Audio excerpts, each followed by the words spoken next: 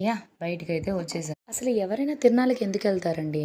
దేవుడి దర్శనానికన్నా ఇలాంటి చిన్న చిన్న సరదాలు తీర్చుకోవడానికి చాలామంది ఎక్కువొస్తారు. నేను కూడా అందుకే వచ్చాననుకోండి. నేను ఎంజాయ్ చేయడం గాదు. ఈసారి మా అమ్మని ఎంటర్‌టైన్‌మెంట్ చేయాలి అని మా అమ్మని డ్రాగన్ ఎక్కించామనమాట. మా అమ్మ లైఫ్‌లో ఇదే ఫస్ట్ టైమ్ ఇలా డ్రాగన్ ఎక్కడం. తన ఎక్స్‌ప్రెషన్స్ చూస్తే ఏం అనిపియడం లేదు. ఏదో చాలా సార్లు ఎక్కినట్టు అనిపించింది. బయటకొచ్చాక మా అమ్మ ఫీలింగ్ ఎలా ఉందని అడిగితే మీరే చూడండి.